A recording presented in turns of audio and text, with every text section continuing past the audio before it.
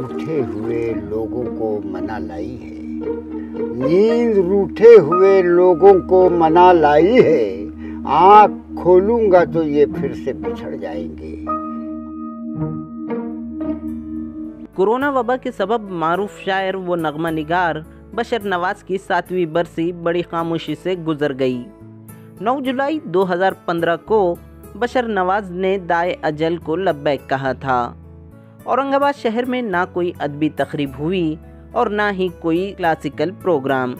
ताहम महाराष्ट्र स्टेट उर्दू साहित्य अकेडमी ने बशर नवाज को अपने मुनफरिद अंदाज में खिराज अकीदत पेश किया है।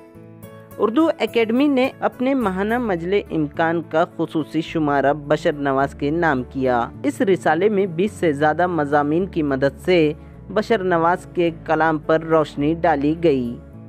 आज मारूफ शायर फिल्म नगमा निगार बशर नवाज साहब की आज 7वीं बरसी है।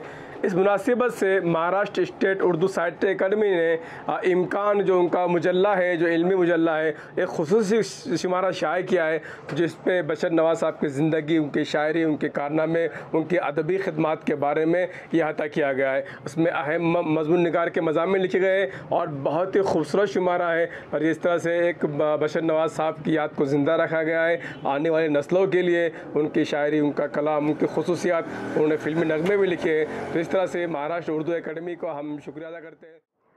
बशर भाई से मेरे बड़े करीबी दिली मरासिम रहे।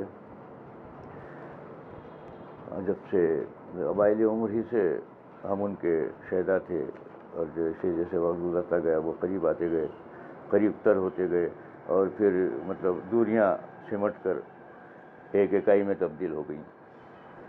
बशर भाई की बड़ी खूबी ये थी कि वो बच्चों में बच्चा बन जाते थे, बूढ़े में बूढ़ा, आलिम में आलिम, और हम मजाक दोस्तों के साथ हम मजाक। बशर भाई हश्र पहलू शख्सियत के मालिक थे। कोरोना वबा से पहले औरंगाबाद में अदबी नशिस्त का सिलसिला रहता था, लेकिन कोरोना वबा के बाद से अब अदबी नशिस्त एक तरह से बंद हो चुकी है। औरंगाबाद से ईटीवी भारत के लिए इसरारुद्दीन चिश्ती की रिपोर्ट।